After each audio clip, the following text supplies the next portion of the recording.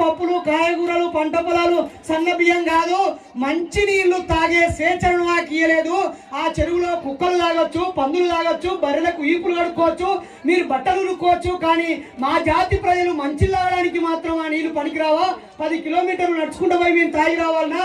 ఇదేమి మానవత్వం రా అని చెప్పి బాబాసాహెబ్ అంబేద్కర్ నీళ్ల కోసం కొట్లాడితే ఆ ప్రాథమిక హక్కు కోసం చేసిన, బతకడానికి తాగడానికి ముఖ్య నీళ్ళ కోసం చేసిన పోరాటం గురించి మాట్లాడుకోవడానికి మనకు చరిత్రలో స్థానం లేదు మిత్రులారా.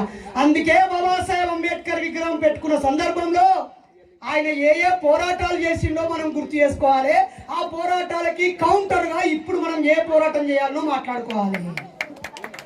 అలాగే ఆయన ఏమేం చదువుకున్నాడు, మన యువకులు ఏమేం చదువుకోవాలి, ఆయన జీవితంలో ఏమేమి త్యాగం చేసిండు, మనం మన జీవితంలో ఏమేమి పనికిరాని అలవాట్లున్నాయి, ఏమేమి వదిలించుకొని ఏమేమి సంపాదించుకోవాలి, ఆయన మన కోసం ఏమేమి అందించిండో, pay back to the society అని ఆయన ఒక కాన్సెప్ట్ ఇచ్చి ఆయన మనల్ని ఏమేమి చేయమన్నాడో మనం వాటిని ఒక్కసారి గుర్తు చేసుకోవాలి.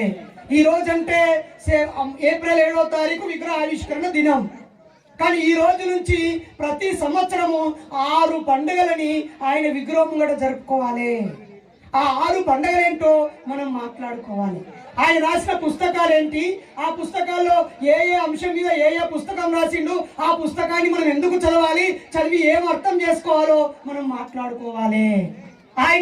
ఆయన బతికి ఉన్నప్పుడు ఆయనకు పాఠాలు చెప్పిన వ్యక్తులను గురువులు అని కాకుండా Telugu, Hindi, English, science, social, maths, సంస్కృతి, ఆయన 7 భాషలలో పండితుడు.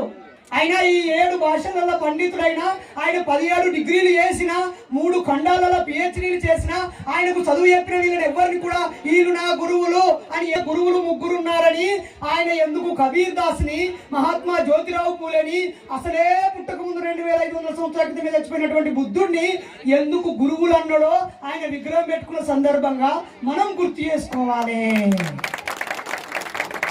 మరి ఎంత పనున్నది ఆవిష్కరించుకొని అందరం కలిసి జై భీమ్ అనుకొని దండేసుకొని ర్యాలీ వేసుకొని పోంగనే వాడిని కడుపులో తుక్కుతుక్క మిటమిట ఉడుకుతా ఉంటుంది. ఆ పక్కన వాళ్ళకు కూడా బీసీ సోదరులకు బాబాసాహెబ్ ఏం చేసిండు, అలాగే ఓసీ సోదరులకు బాబాసాహెబ్ ఏం చేసిండు, అన్ని కులాల వాళ్ళకు బాబాసాహెబ్ ఏం చేసిండు.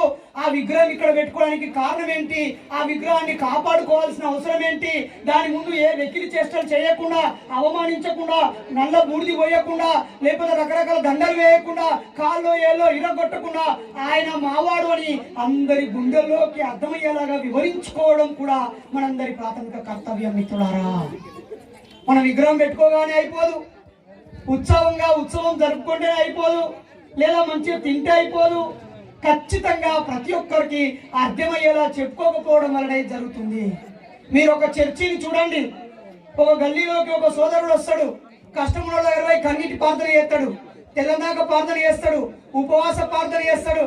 వాళ్ళు ఎంబడే పడి 5, 10, 20, 30 కుటుంబాలు చేసి ఒక బలమైన చర్చి నిర్మాణం చేస్తాడు. ఆయన చెప్పినట్టు వింటారు వాళ్ళు, అందరూ ఒక్క తాటి మీదకి వస్తారు.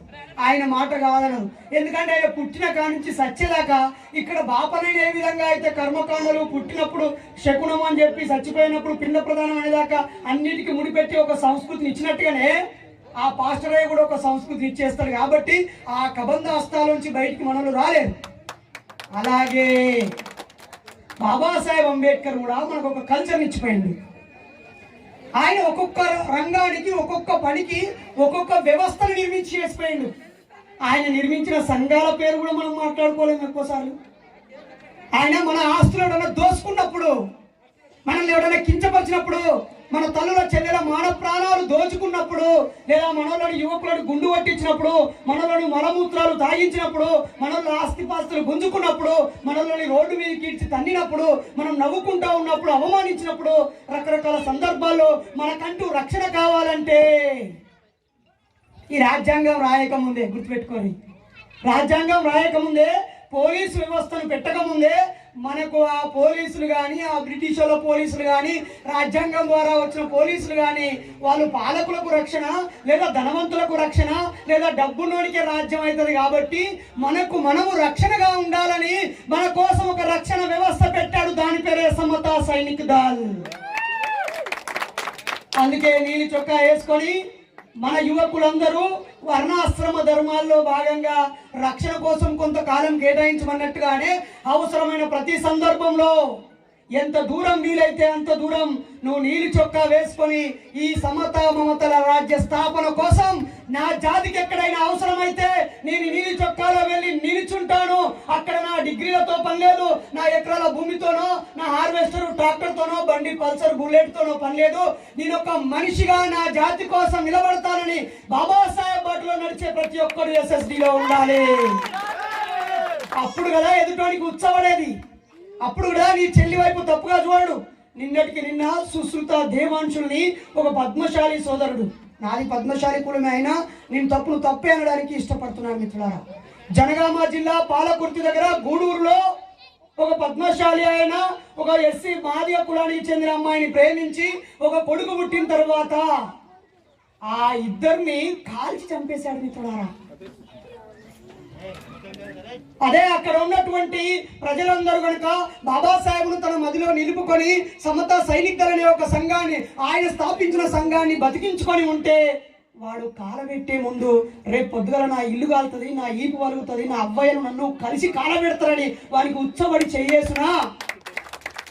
కాబట్టి నువ్వు ఎంత ఎక్కువ సంఖ్యలో ఉంటేంది, నువ్వు ఐక్యమై లేకపోతే వానికి ఎంటుకతో సమానం.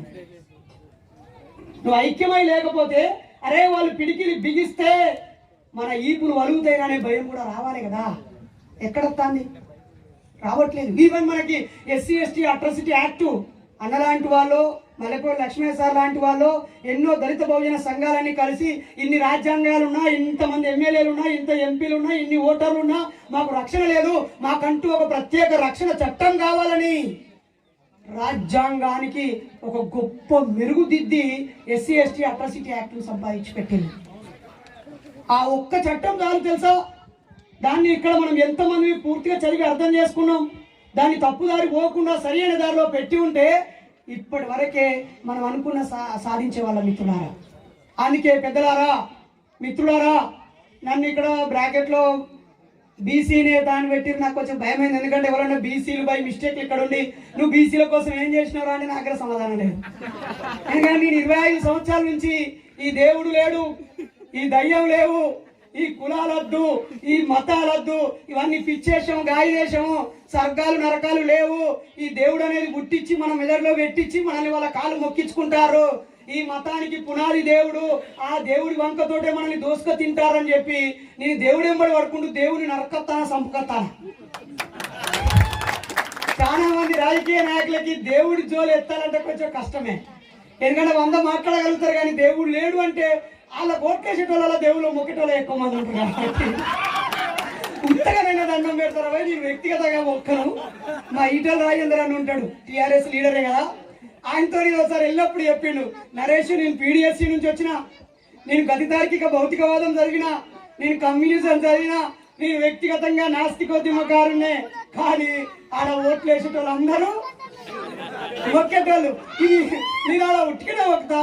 అందుకే నా దగ్గరికి ఎవరన్నా గుడి కోసం పైసలు ఇవ్వని వస్తే ఎందుకైనా వేరే మంచి పని చూడరు అని లైబ్రరీకో, లేకపోతే ఆడున్న స్కూల్కో, లేకపోతే వాళ్ళ కమ్యూనిటీ వాళ్ళకో పైసలు ఇస్తాను, కానీ వాళ్ళ గుళ్ళకి ఇస్తలేని తమ్ముడు అని చెప్పింది. అది కోదండ రామన్ సార్, ఆయన రెడ్డియే, ఆయన ఒక పార్టీ పెట్టండి సార్.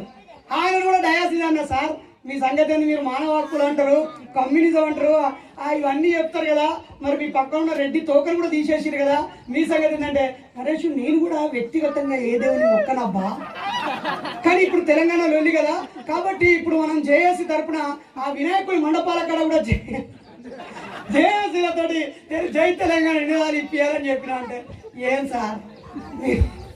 కాబట్టి ఏ పెద్ద రాజకీయ నాయకులైనా, వాళ్ళు ఏ పార్టీలో ఉన్నా వ్యక్తిగతంగా నాస్తికులు అయి ఉండొచ్చు, కానీ వాళ్ళు బహిరంగంగా దేవుడు లేడని చెప్పలేరు.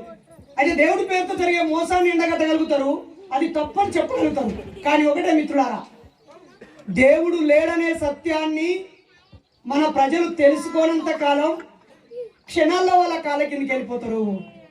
ఉదాహరణకి రేంజర్ల రాయేష్ అన్న, మేము మన వాళ్ళందరం కలిసి సంఘం శ్రీరాంపూర్లో అక్కడ మెట్టుపల్లి దగ్గర పాపం 24 కుటుంబాలని వెలివేస్తే ఆడికి వెళ్ళి మీరందరూ తరలిరండి అంటే ఇక్కడ ఉన్న యువకులందరూ 100 కిలోమీటర్ల అవతల నుంచి సొంత ఖర్చులతో అక్కడ నా జాతిని వెలివేశారని పిడికిలి బిగించి అక్కడి దాకా జైబీం అనుకుంటూ వాడికి వస్తే అదే రోజు వాళ్ళు ఇవాళ అందరూ రేపు పొద్దుగల ఎల్లమ్మ బోనాలు పట్టాలని టంకి ఇచ్చినట్టు రాత్రి ముందు రోజు రాత్రి దాకా మాతోటి ఉన్న ఆడవాళ్ళు సగం మంది పోయి చీరలు కట్టుకొని నగలేసుకొని ఎత్తిన కుండలు పెట్టుకొని ఆడిపోయాడు.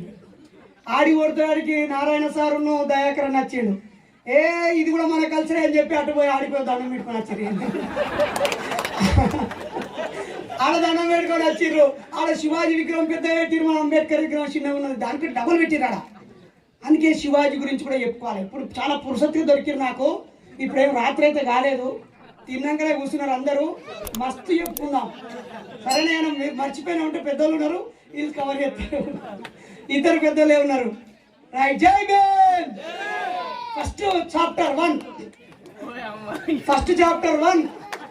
ఒకటో చాప్టర్ రెడీయా? చెప్పండి పట్టుకున్నాం.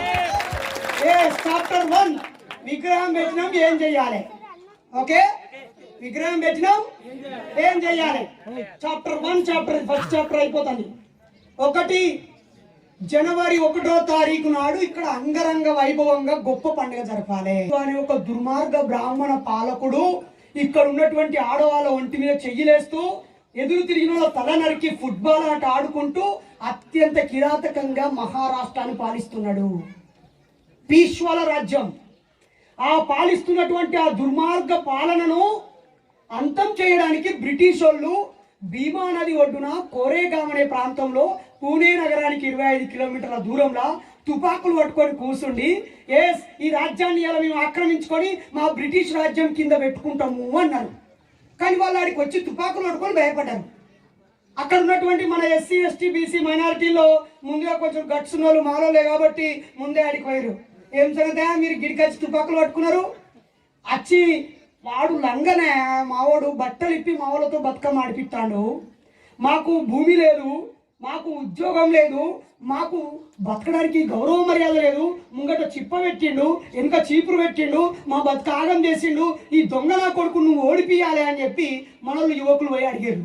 అడగగానే బ్రిటిష్ వాళ్ళు 300 మంది తుపాకులు పట్టుకొని మా తుపాకులు వేస్ట్ అవుతాయి, అక్కడ 28,000 మంది ఉన్నారు, వాళ్ళు 10,000 మంది గజబలము ఏనుగుల మీద ఉన్నారు, 10,000 మంది అశ్విక బలము గుర్రాల మీద ఉన్నారు, 8,000 మంది కాలు బలము మంచి బడిసెలు పట్టుకొని ఉన్నారు, 28,000 మంది ఉన్నారు, మేము 300 మంది ఉన్నాం, ఏనాడు వచ్చి చేసేదే ఉన్నది అని చెప్పుకున్నారు. అప్పుడు అక్కడ ఉన్నటువంటి మూలవాసులైనటువంటి సిద్ధినాథ్ షికానాథ్ నాయకత్వంలో వీళ్ళని ఓడించాలంటే మీ వల్ల కాదు, ఇక్కడే పుట్టిన మూలవాసులైన కర్రె బిడ్డలు మాలమాదిగా మూలవాసి బిడ్డలతో సాధ్యమవుతుందని చెప్పి ఒక్కొక్కరు ఇంటింతప్పుడు కత్తులు పట్టుకొని అలా భార్య దగ్గరికి పోయి దండం పెట్టి వాళ్ళ అవ్వ కాళ్ళు మొక్కి ఇక నేను పోతానా, పోతే అటే పోతా కావచ్చు, నా ఫోటోకు దండేసుకో, కానీ వస్తే మాత్రం మీ మాన ప్రాణాలు కాపాడి ఉద్యోగాలు సంపాదించి భూమి మీద హక్కు సంపాదించి రాజ్యాధికారం సంపాదించి వీరుల్లాగా తిరిగి వస్తాం, చావడానికే పోతున్నామని చెప్పి వాళ్ళ గుండెలను బండలుగా చేసుకొని వాళ్ళ కండరాలను ఆయుధాలుగా మార్చుకొని ఆ చేతుల్లో కత్తులను గుడ్డలను పట్టుకొని ఒక్కొక్కరిని కాదురా ఒక్కొక్కరు 100 మందిని చంపాలని పంచుకొని ఒక్కొక్కరిని ఊచకోత కోస్తే ఆ భీమా నది ఎర్రగైపోయి రక్తం బారిందట మిత్రులారా. అలా డిసెంబర్ 26వ తారీఖు మొదలైన యుద్ధం 1వ తారీఖు నాడు మనలు కేవలం 500 మంది 28,000 మందిని చంపి విజయం సాధించిన రోజు. అందుకే 1వ తారీఖు రోజు భీమా కోరేగాం విజయ్ దివాస్ జరపాలి. ఇక్కడ ఈరోజు ఏప్రిల్ 7వ తారీఖు పెట్టుకున్నారు, అయిపోలే. అంబేద్కర్ జయంతి ఏప్రిల్ 14th దండేసినాం, డిసెంబర్ 6వ తారీఖు నాడు దండం పెట్టినాం. ఇవి 2 కాదు, జనవరి 1 నుంచే మొదలు కావాలి ఇక్కడ ఉద్యమ స్ఫూర్తి. మన చరిత్రను చెప్పుకోవాలి. ఇక్కడే ఎంతో మంది స్పీకర్ ఉన్నారు, వాళ్ళకి 2 నిమిషాలు 3 నిమిషాలు అనుకుంటూ వచ్చిన వాళ్ళు చాలా గొప్పగా చక్కగా మాట్లాడి అర్థవంతంగా వాళ్ళలో ఒకరిద్దరు పిలుచుకోవాలి, మాట్లాడుకోవాలి. జనవరి 1 ఒక పండుగ. రెండోది ఎప్పుడు చెప్పండి మళ్ళీ? April 14th. ఏప్రిల్ 14 నాడు బాబాసాహెబ్ అంబేద్కర్ పుట్టినరోజు నాడు ఇక్కడ ఉత్సవం జరపాలి. ఓట్లు ఇందాక చెప్పిన అడ్వకేట్ సాబ్ 1800 మంది ఓటేస్తారు కదా. ఓటేసే వాళ్ళందరూ ఇక్కడికి పిలుచుకోవాలి. ఆ రోజు ఊర్లో ఎవరు పొయ్యి వండొద్దని చెప్పాలి. ఎవడో వచ్చి కీడు వంటకి ఇద్దరు చచ్చిపోయారు, ఊరవతలు పోయి వంట చేసుకోవాలంటే చేసుకుంటలేరు. చచ్చుకుంటా మనకు ఇష్టం ఉన్నా లేకున్నా కూడా ఊరవతలకి బంధం కట్టి 3 రోజుల పాటు బొడ్రాయి పెట్టుకుంటాను. ఊరందరూ ఇక్కడనే ఉండాలి, ఇక్కడనే తినాలి, ఈయనే ఉండాలి, బయటకు పోవద్దంటే కుటుంబానికి 50,000 ఖర్చు పెట్టి మనం చేస్తలేమా? అట్లనే ఏప్రిల్ 14 రోజు ఈ ఊర్లో ఎవరు వంట వండద్దు. ఇక్కడ ఉప్మా వండుతారు, ఉదయం తినురి. అక్కలు మీరు గోల్దవుడు ఉతుకుడు అండేసుడు ఏం లేదు. ఈరోజు ఇక్కడ ఆటలు ఆడురి, పాటలు పాడురని వాళ్ళకు పాటల పోటీలు, ఆటల పోటీలు, పిల్లలకు డ్యాన్స్ల పోటీలు, వాళ్ళకు బహుమతులు ఇవ్వండి, పుస్తకాలు ఇవ్వండి, వాళ్ళకు కావలసిన రకరకాల వస్తువులు గిఫ్ట్లుగా ఇవ్వండి. ఉత్సవం జరపాలా ఏప్రిల్ 14. 2 అయిపోయినాయి. మూడోది నవంబర్ 26వ తారీఖు. ఈ దేశంలో పుట్టిన ప్రతి ఒక్కరూ పుట్టుతోటే తల్లి కడుపులోకి లక్షుడితోటే పుట్టుమచ్చ లెక్క వాళ్ళ కులం ఉంటుంది. వాళ్ళ ఎంబడి వాడి తలరాతని మనువు అనే ఒక వ్యక్తి రాసినట్టుగా మను గ్రంథాల ద్వారా, వేద శాస్త్రాల ద్వారా నీ బతుకింతే, నీ కుల వృత్తి ఇంతే, నీ గౌరవం ఇంతే, నీ సోషల్ స్టేటస్ ఇంతే. ఈ తలరాతను కాల్చేసి మన తలరాత ఎవడో రాయలేదు అని చెప్పి ఈ భారతదేశంలో ఉన్న వాళ్ళందరి తలరాతల్ని రాజ్యాంగం రూపంలో రాసి అందించిన రోజు కాబట్టి ఇండియన్ కాన్స్టిట్యూషన్ డేని జరపాలి మిత్రులారా. అది నవంబర్ 26వ తేదీన ఖచ్చితంగా ఇక్కడ రాజ్యాంగం మీద జరపాలా. రాజ్యాంగాలు కొనిపియాలి, అమ్మిపియాలి, అలాగే వాటితో చదివిపియాలి. అందులో యూత్ అందరికీ పోటీ పరీక్షలు పెట్టాలా.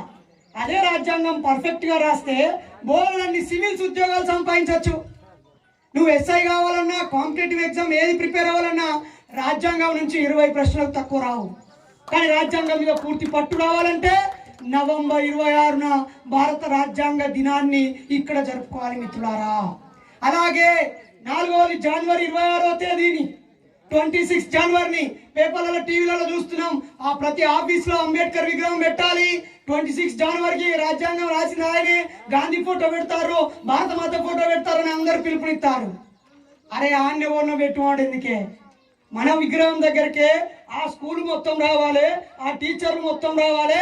ఆ రోజు అక్కడ కాదు జరపాల్సింది ఇక్కడ అని మనం ఇక్కడ ఏర్పాటు చేసి ఆయన కాలకాడికి రప్పియాలి అందరినీ.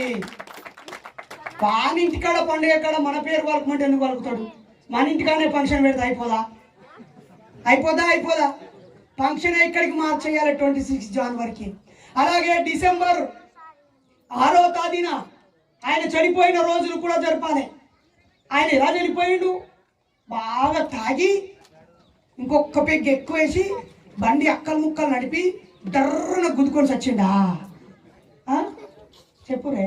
లేకపోతే సిగరెట్ మీద సిగరెట్ గప్ప గప్ప గుద్ది ఊపిరితిత్తులు ఖరాబ్ అయి చచ్చిండా? లేకపోతే నా భూమి, నా జాగా, నా గెట్టు అని చెప్పి ఇద్దరు గుద్దుకొని చచ్చిండా? లేకపోతే అంగిల్ చింపుకొని చచ్చిండా? ఎవరైనా కత్తుడు పొడిచి ఆయన పొడిపించుకొని చచ్చిండా? గుర్తుపెట్టుకోరి, ఆయన చావు సందేశం. ఆయన చచ్చిపోతూ కూడా నా జాతి ప్రజలు, నా యువకులు నేను రాసిన పుస్తకాలు చదివి వాళ్ళ బతుకులు వాళ్ళు మర్చుకుంటారు, ఇప్పుడున్న పరిస్థితిని అర్థం చేసుకుంటారని ఆయన అక్షరాలను కుప్ప చేస్తూ నిద్రలోనే అర్ధరాత్రి చచ్చిపోయిండు. మరి ఆయన చచ్చిపోతూ కూడా మన కోసం అక్షరాలు, తన లక్షల అక్షరాలు, అంటే ఇంత మంచిగా పాట రాసిండు అన్న, తన రక్తాన్ని అక్షరాలుగా మార్చి మనకు పుస్తకాలకు ఇచ్చాడు.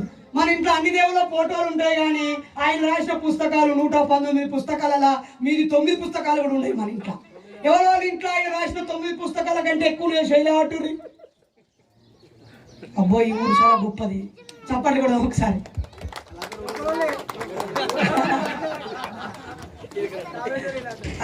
ఏడికెళ్ళి వచ్చిన అరే నేను మీటింగ్ లో మాట్లాడే కానీ చేయలేవాటు అంటే గిటోళ్ళే 3-4 లేవాటోళ్ళు, గట్టులు 1-2 లేవాడుతుంది. కానీ ఇక్కడ చాలా మంది ఆడు. ఒకసారి గట్టిగా కామారెడ్డికి జై భీమ్, కామారెడ్డికి. నరేంద్ర అంటలేడు, ఎందుకంటే ఊకే తిరుగుతూ ఉంటాడు అన్న, ఫోన్ చేస్తూ ఉంటాడు. కాబట్టి ఆయన చనిపోతూ కూడా అర్ధరాత్రి వరకు చదువుతూ రాస్తూ చచ్చిపోయాడు. అలాగే ఇంకొకటి ఉన్నది, ఇక ఏది ఫస్ట్ చాప్టర్లో లాస్ట్ టైటిల్ ఏంటిది? డిసెంబర్ 25వ తారీఖు. ఇదేమనగానే ఏం గుర్తుకొస్తుంది మనకు? కిస్మిస్ పండుగ గుర్తుకొస్తుంది, అంతేనా? కిస్మిస్ పండుగ గుర్తుకొస్తుంది కదా, అంతేనా? కాదు కాదు, బాబాసాహెబ్ అంబేద్కర్ ఆ రోజు నేను ఇంత మంచిగా రాసినా మా వాళ్ళ నోటికాడికి బుక్క పోతలేదు, నేను ఇన్ని పోరాటాలు చేసినా మా వాళ్ళు అర్థం చేసుకుంటలేరు, ఇట్లా కాదు, నేను ఉపన్యాసం వేయడానికి వస్తే నేను ఏమేమి మాట్లాడాలో రాసి ఇవ్వమంటాడా వాడు అంటే నేను మాట్లాడే స్వేచ్ఛ నాకు లేదా? ఓర్ని నేను కటింగ్ చేయమని చెప్పడానికి పోతే బయలతో ఒక గంటకి ఎక్కువ నేను కడి చేస్తాను కానీ నాకు కటింగ్ చేయడా, ఆఖరికి మా అక్క నాకు కటింగ్ చేస్తుందా? నేను లండన్లో పెద్ద పిహెచ్డి చేసి వచ్చి ప్రొఫెసర్గా పనిచేస్తే, నేను రాజు దగ్గర పనిచేస్తే కూడా నాకు వాడు రూమ్ కిరాయికి ఇయ్యడా, ఆఖరికి జొంజం దంజరం లేదని నన్ను వెళ్ళగొడతాడా? ఇదేంటి కథ? నేను మంచి లాడడానికి పోతే అలా ఆవు మూత్రం పోసి మంచిగా అని చెప్పుకుంటాడా? ఈ నీచమైన వ్యవస్థకి కారణము ఈ మత గ్రంథాలు అని చెప్పి, ఈ మతాలకి మూలము మనువు అని చెప్పి, ఆ మనుధర్మ శాస్త్రము తప్పు అని చెప్పి మనుధర్మాన్ని కాలబెట్టిన రోజు, మనుధర్మాన్ని కాలబెట్టిన రోజు డిసెంబర్ 25. ఇక్కడ మనందరి ఆడోళ్లకు ఇంటికాడనే మనుధర్మ శాస్త్రం అంటే ఏంటిది, ఈ గ్రంథం వల్లనే ఆడోళ్ళు ఇన్నేళ్ళు చదువుకోలేదు, ఈ గ్రంథం వల్లనే కన్యాశుల్కం వచ్చింది, ఈ గ్రంథం వల్లనే మహిళలు అణిచివేయబడి పురుషాధిక్య సమాజం వచ్చింది, మీకు హక్కు లేకపోవడానికి కారణము, భూమి హక్కు లేకపోవడానికి కారణము, ఒక్కొక్కడు 5-6 పిల్లలను చేసుకున్న నోరు మూసుకోవడానికి కారణము, కొట్టినా తిట్టినా పతియే ప్రత్యక్ష దైవం అని ఈ పిచ్చేషాలన్నిటికీ కారణము, ఈ దేశంలో ఈ అంటరానితనానికి, కుల వివక్షకి, ఈ సర్వ రోగాలకి కారణము ఈ దిక్కుమాలిన గ్రంథం అని చెప్పి ఆ గ్రంథం యొక్క చిత్తుప్రతులను మన ఆడవాళ్ళకి ఇచ్చి పట్టుకొచ్చి డిసెంబర్ 25వ తారీఖు ఇక్కడ కాలబెట్టే ఫంక్షన్ చెయ్యాలి. ఇంకొకటి ఉన్నది ఇక లాస్ట్ని, అదే ముఖ్యమైన పండుగ, అదే దసరా పండుగ. ఏం పండుగ అది? ఏం పండుగ? దసరా పండుగ. దసరా అంటేనే 10 తలకాయలు నరికే శిరువు అని అర్థం. ఆడ గులాంగిరి అనే పుస్తకంలో జ్యోతిరావు పూలే చక్కగా రాసిండు. మళ్ళీ పూలే జోలికి ప్రతి కానీ దసరా పండుగను మనందరం జరుపుకోవాలి. ఏమని, ఎందుకని? సరిగ్గా 1956 అక్టోబర్ 14వ తారీఖున ఇంగ్లీష్ క్యాలెండర్ ప్రకారం అయితేనేమో అక్టోబర్ 14, మన క్యాలెండర్ ప్రకారం అయితే దసరా పండుగ నాడు. సరిగ్గా దసరా పండుగ నాడే అశోకుడు యుద్ధం గెలిచి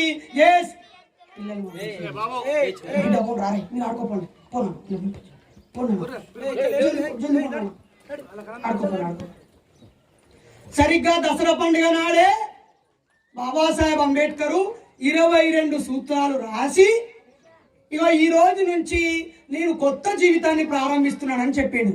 చచ్చిపోవడానికి 4 నెలల ముంగట. వినవుతుందా? అంటే ఏదో యవ్వనం మీద ఆవేశంతో అనలే, యవ్వనం ముందు ఆవేశంతో అనలే, రాసే కాడికి రాసి, మాట్లాడే కాడికి మాట్లాడి, తిరిగే కాడికి తిరిగి, సంపాదించే కాడికి సంపాదించి అన్ని చేసి చేసి చేసి ఆఖరికి ఆయన మనకు ఒక గొప్ప మార్గాన్ని చూపించిండు. ఏ విధంగా అయితే అశోకుడు విజయదశమి రోజే ఆయుధాలని కట్టగట్టి ఈ రోజు నుంచి నేను బుద్ధుడు చెప్పినటువంటి జ్ఞాన మార్గంలో పరిపాలిస్తానని చెప్పి ఆయన 50 ఏళ్ళు పరిపాలించిండు ఈ దేశాన్ని. 50 ఏళ్ళు పాలించిండు. పాలించిన ప్రతి ప్రదేశంలో ఇది నా రాజ్యం అనడానికి శిలాఫలకాలు, శాసనాలు కనిపిస్తాయి మిత్రులారా. ఇప్పుడు మన వాళ్ళు అనుకుంటున్న రామరాజ్యం సరిహద్దులు చెప్పంటే ఎవరు చెప్పారు తెలుసా? ఉత్తనే ఇట్లా బొమ్మకి చూపిస్తారు. ఎక్కడి నుంచి ఎక్కడ దాకా ఉందంటే చెప్పరు, గాలి లెక్కలే. కానీ అశోకుడి రాజ్యానికి సరిహద్దులు ఉన్నాయి. ఈ దేశంలో అతి గొప్ప చక్రవర్తి అంటే అశోకుడే. యుద్ధం లేకుండా, ప్రాణాల్ని చంపకుండా, ప్రేమతో, శాంతితో ఆయన ఈ రాజ్యాన్ని స్థాపించింది. కాబట్టి ఆయన బౌద్ధాన్ని స్వీకరించిన రోజే బాబాసాహెబ్ అంబేద్కర్ దసరా పండుగ రోజే మీరు కోసుకొని తినడు, పీక్కొని తినడు, నరుకుడు అది కాదు, ఇంకా జమ్మి వృక్షం మీదకి ఆయుధాలు తీసినట్టుగా ఏపిస్తారు తెలుసు కదా. మొత్తం కథను రివర్స్ చేసిన రివల్యూషన్, కౌంటర్ రివల్యూషన్ పుస్తకం చదివితే అర్థమైంది మనకి. అందుకే దసరా పండుగని మనం ఇక్కడ జరుపుకోవాలా. రావణాసురుణ్ణి గాలబెడతామని వాళ్ళు, మేము రాముడిని గాలబెడతామని మేము, మీరు రాముడిని గాలబెట్టద్దని మేము రావణుని పూజిస్తాం. అన్ని చెత్త ఎందుకు? వాళ్ళోటి మనోటి అక్కర్లేదు. అయ్యా దసరా పండుగ అంటే మాకు గౌతమ బుద్ధుడు చక్కటి జ్ఞాన మార్గాన్ని ఇచ్చినటువంటిది. కాబట్టి బాబాసాహెబ్ అంబేద్కర్ 22 సూత్రాలు రాసి పెట్టినని చెప్పి అక్కడ ఒక 22 సూత్రాల బోర్డు పెట్టాలి అన్న. 22 సూత్రాల బోర్డు పెట్టాలి. ఆ బోర్డు మనం చక్కగా పెట్టకపోవడం వల్ల అది అటు తిరిగి ఇటు తిరిగి మనల్ని కాటేస్తాంది. నువ్వు రేపు ఇంకో 10 రోజుల తర్వాత నువ్వు ఆ మాట మాట్లాడితే నువ్వు కొట్టినా తిడతారు. 22 సూత్రాలు రాసిండు. ఆ 22 సూత్రాలలో ఫస్ట్ది, నేను బ్రహ్మ విష్ణు మహేశ్వరులను దేవుళ్ళుగా అంగీకరించను పూజించను అను. సార్ సగం మందికి ధైర్యం వస్తలేదు. మొక్కను కథం. రెండోది, నేను గౌరీ గణపతులను కూడా దేవుళ్ళని అంగీకరించను పూజించను అన్నాడు. నేను రాముణ్ణి, తర్వాత కృష్ణుణ్ణి, లేకపోతే గణేశుణ్ణి అవతారాలని మొక్కను అని చెప్పేసిండు ఆయన. ఘోరంగా. అలాగే నేను స్వర్గము నరకము ఇవన్నీ నమ్మనని చెప్పేసిండు ఆయన. అలాగే నా ఇంట్లోకి పుట్టుక నుంచి సచ్చేదాకా ఏ అయ్యగారిని కూడా నా ఇంట్లోకి పిలువను అని చెప్పిండు. నేను శ్రాద్ధ కర్మలు పిండ ప్రదానాలు పెట్టను అని చెప్పిండు ఆయన. అలాగే బౌద్ధానికి విరుద్ధంగా ఏ పని చేయనని చెప్పిండు ఆయన. నేను జీవరాశులన్నింటినీ ప్రేమిస్తా అన్నాడు. వ్యభిచారం చేయను అన్నాడు. అలాగే దొంగతనము చేయను అన్నాడు. ఇతరుల సొమ్ము ముట్టుకోను అన్నాడు. అబద్ధం ఆడను అన్నాడు. మద్యపానం తీసుకోను అన్నాడు. ఒకసారి మీరు కూడా అనురి, నేను మద్యపానము అందరు అంటారా ముట్టను అని 1956 చెప్పిండు ఆయన. ఈ రోజు వరకు ముట్టనంటారా? ఇలా నేను ఆఖరికి బుద్ధుణ్ణి కూడా దేవుడిగా భావించను అని రాసి పెట్టిండు అలా. ఒక్కసారి జై భీమ్. ఫస్ట్ చాప్టర్ అయిపోయింది. స్పీడ్గా మళ్ళీ రివిజన్ చేస్తున్నా, మళ్ళీ నన్ను తిట్టద్దు. 26 జనవరి జరపాలి, అలాగే జనవరి 1 జరపాలి, ఏప్రిల్ 14 జరపాలి, అలాగే అక్టోబర్ 14 జరపాలి, డిసెంబర్ 6, డిసెంబర్ 25 జరపాలి, అలాగే నవంబర్ 26 కూడా జరపాలి. 6 రకాల పండుగలు మనము బాబాసాహెబ్ విగ్రహం కేంద్రంగా జరిపితేనే ఆల్టర్నేట్ కల్చర్ మొదలవుతుంది. ఏడాదికి అమాస కోటి పుణ్యాని కోటి పండుగలు పెట్టి మనవి కాని పండుగల్ని మన చేత చేపించి ఖర్చుల పాలు చేపించి అటు వస్తువులుగా ఉంటే కొంటోళ్లకు లాభం, ఇటు పేరు కీర్తి పాలకులకు బాపనులకు వాళ్ళకే క్షత్రియులకే లాభం. ఆరతి పదంలో ఇస్తే అయ్యగారుల బొజ్జ నిండుద్ది, మనకేం నిండుద్ది? అప్పుల చిప్ప తప్ప దాని నిండుద్దా? ఏం నిండది. ఒక్కొక్క పండుగ చరిత్ర వింటే ఇచ్చేది పోతుంది. ఏ ఒక్క పండుగ కూడా మనది కాదు. ఆ పండగకు మన మూలవాసులను అవమానించి మనల్ని చిత్రహింసలు పెట్టి మనయ్యని చంపి వాడు పండుగ జరుపుకుంటే మనం సంకల్పం గుద్దుకోండు. అరే మా తండ్రిని చంపిన రోజు అంటే మనం బాధపడే రోజు కదా, అవునా? ఏ ఒక్క దేవుడి అవతారాన్ని మీరు మిత్రులారా ఛాలెంజ్ చేస్తున్నా నేను. ఏ ఒక్క దేవుడి అవతారమైనా పేదవాళ్ళకి మధ్యతరగతి వాళ్ళని సమానత్వం కోసమో ఆనందం కోసమో అభివృద్ధి కోసమో వెంటుకంత కూడా కాదు. దేవతలకు సంబంధించినటువంటి అవకాశాలని కాలరాసినప్పుడు రాక్షసులను చిత్రీకరించి చంపుకొని జరిపిన పిచ్చి పండుగలు. ఏ ఒక్క పండుగ కూడా ప్రజలని ఆనందంగా ఉంచేది కాదు, సమానత్వం చేసేది కాదు, ఆర్థికంగా అభివృద్ధి చేసేది కాదు. ఇది కేవలం కొంతలో షావుకారుల పొట్టనింపడానికి, రాజులకు పేరు కీర్తి రావడానికి, అయ్యగారులకు గల్లాపేట నిండడానికి పెట్టిన పండుగలే. అందుకే అమాస కోటి పుణ్యాని కోటి ఓటిని కోటి వచ్చి మనల్ని సంకన ఆగిపించినాయి. కాబట్టి 6 పండుగలు జరుపుదామా? గట్టిగా చెప్పుర్రే, జరుపుదామా? ఇప్పుడు 2వ చాప్టర్ సమాధియామి అంటారు.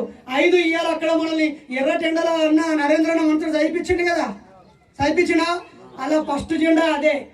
5 రంగులు, 5 నియమాలు, 5 జీవన సూత్రాలు, 5 గొప్ప వాక్యాలు. అందులో మొదటి వాక్యం అదే, నేను జీవహింస చేయను, వేటికి హాని తలపెట్టను అని ఉంటది. కానీ ఇలా జై శ్రీరామ్ అని సూలం పెట్టి పొలిచేది వాళ్ళే. నిజం. లేకపోతే నేను పాకిస్తాన్ అని చెప్పి కింది గజ్జాలు పెట్టేది వాళ్ళే. అయ్యా, కనీసం కాషాయం ఒంటి మీద పెట్టుకున్న వాళ్ళు బుద్ధుని ఫోటో మీ ఇంట్లో పెట్టుకోరు. మీరు నిజంగా కాషాయం అయితే ఒక్కసారి బుద్ధుడి పంచశీల చదవండి, దశ పారామితలు చదవండి, అష్టాంగ మార్గాన్ని చదవండి, త్రిరత్నాలు చదవండి, వినయ సుత్తి అబదమ్మ పీఠికలను చదవండి. ఆ చదవకుండానే కాషాయానికి కలంకం చేస్తున్నారు ఈ దేశంలో ఉన్న కాషాయవాదులు. వాళ్ళు కషాయవాదులు. నిజానికి ఆవులను చంపొద్దు, ఎద్దులను చంపొద్దు అని చెప్పినోడు ఎవడు? మోడీ సాబ్ కాదు, యోగి సాబ్ కాదు, బీజేపీ ఆర్ఎస్ఎస్ సోదరులు కాదు. 2600 సంవత్సరాల క్రితమే బుద్ధుడు చెప్పాడు, జంతువులను అరే నాయన మీరు అయ్యగారు ఈ యాగం ఆ యాగం అని చెప్పి కోసుకొని తింటారు. వందల వేల యాగాలు చేస్తూ అశ్వమేధ యాగము, గోమేధ యాగము, పుత్ర కామేష్టి యాగము, రాజసూయ యాగం అని చెప్పి ఈ యాగాల పేరుతో ఆవులని, గొర్రెలను, మేకలను, ఎద్దులను, దున్నపోతులను, ఆఖరికి గుర్రాలను కూడా కోసుకొని తింటున్నారు. దీనివల్ల ఈ సమాజానికి, వ్యవసాయానికి జంతువులు ఉండట్లేదని చెప్పి దేవుడు లేడు, దయ్యం లేదు, ఆత్మ లేదు, మరో జన్మ లేదు, ఇదంతా నాటకం, బూటకం. ఈ వేదాల్లో ఏమీ లేదు, బూతు మాటలు తప్ప. ఈ వేదాలన్నీ వాళ్ళు కోసుకతినుడు, పీకతినుడు, వాళ్ళు గొప్ప, వీళ్ళు గొప్ప, మీరందరూ మా కాళ్ళ కింద ఉండాలనే ఈ బానిసత్వాన్ని సుస్థిరం చేసే గ్రంథాలని చెప్పి వీటన్నిటి మీద పోటుపడిసి చారువాక లోకాయుతుల యొక్క వారసత్వాన్ని తీసుకొని గౌతమ బుద్ధుడు జ్ఞాన సిద్ధాంతాన్ని అందించాడు. ఆయనది కాషాయము. కాబట్టి మనం కాషాయం వేసుకోవాలి, పంచశీల వేసుకోవాలి. 5 రంగుల్లో ఒక భాగం అది. పాణాతిపాత వేదమనే సిక్కాపదం సమాధి ఆమెదానికి మనం నిజమైన వారసులము. కాబట్టి ఆయన చూపిన దారిలో వెళ్ళాలి. ఇది బుద్ధుడు చెప్పింది. బుద్ధుడు గురించి కూడా చాలా పిచ్చి పిచ్చి పుస్తకాలు చేతిలోకి వచ్చాయి. ఆయన ఉడుతున్నప్పుడు ఆకాశంలో పూల జల్లు గడిచిందట. ఆయన వాళ్ళ అమ్మాయి ఊగుతా ఉంటే గాలిలోకి పుట్టిందట. ఒక యోగి వచ్చిందట. ఇవన్నీ బిత్తిరి మాటలు. పుష్పమిత్ర శృంగుడి కాలంలో బౌద్ధాన్ని స్వీకరించిన పూజారులు బౌద్ధాన్ని భ్రష్టు పట్టించారు.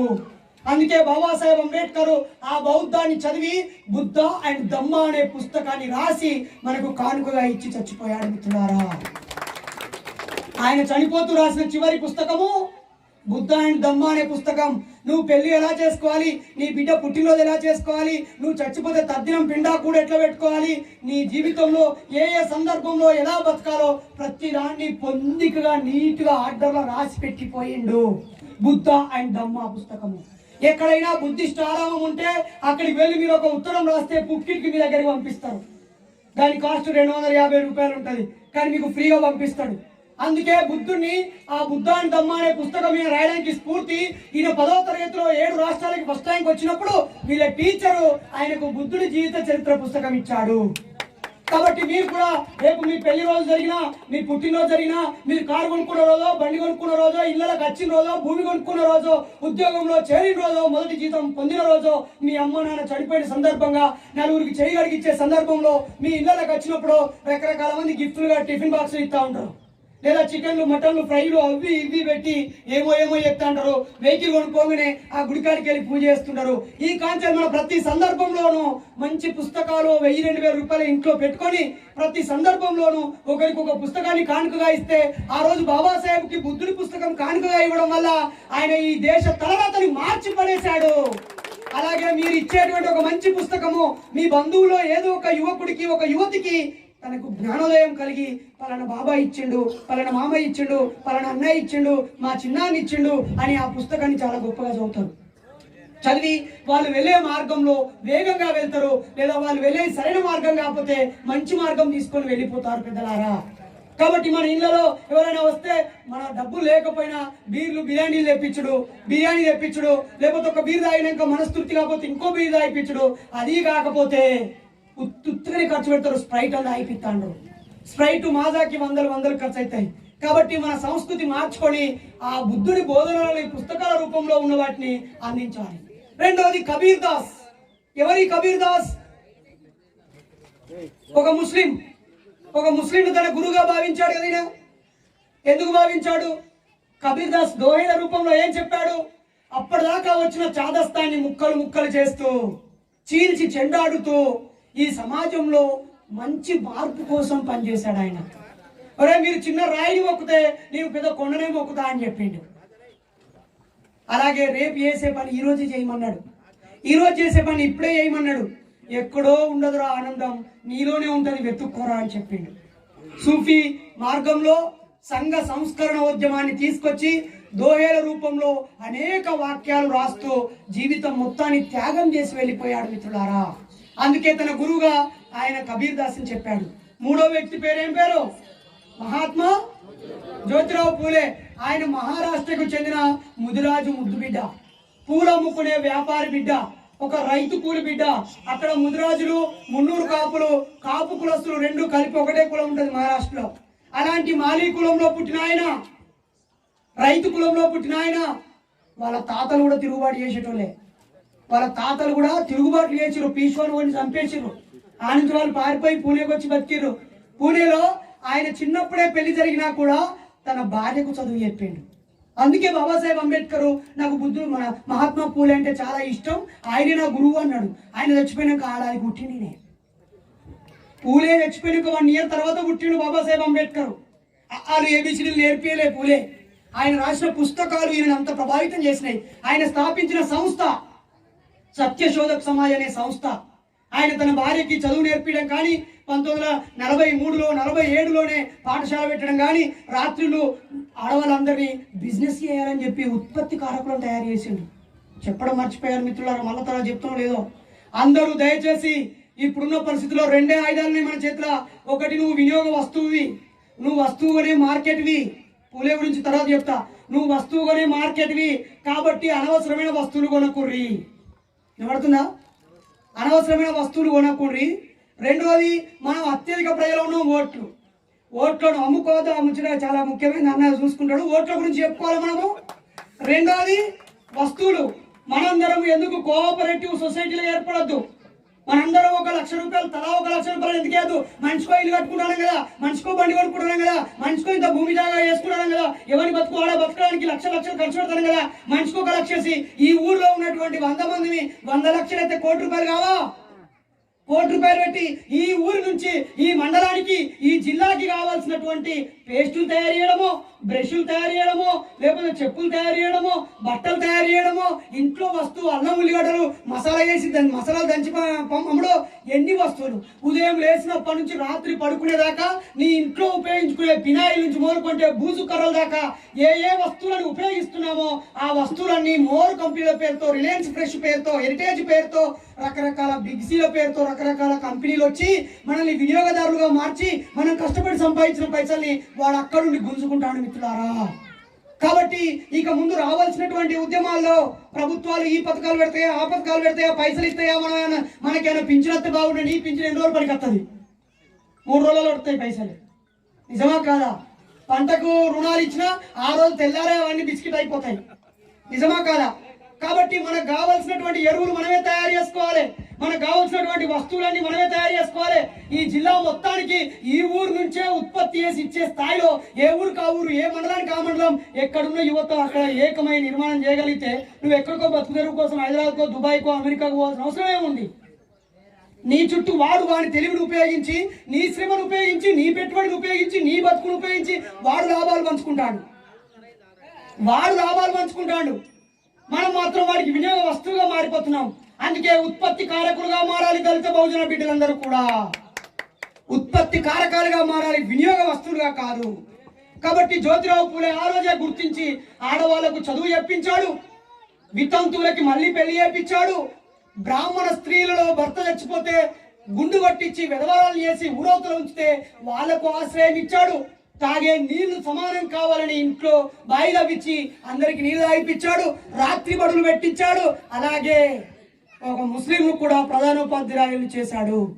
ఆయన చచ్చిపోయిన తర్వాత వాళ్ళ భార్య కూడా ఆయన చచ్చిపోయిన తర్వాత వదిలేయలేదు. ఆయన శవానికి ఆమె నిప్పు పెట్టి సంఘ సంస్కరణ ఉద్యమానికి పితామహురాలు అయ్యింది. ఖర్చు లేని పెళ్లిళ్ళు, అయ్యగారు లేని పెళ్లిళ్ళు చేసి, మనిషి గౌరవించే పెళ్లిళ్ళు చేసి ఈ సమాజానికి ప్రత్యామ్నాయ సంస్కృతిని పూలే దంపతులు అందించారు.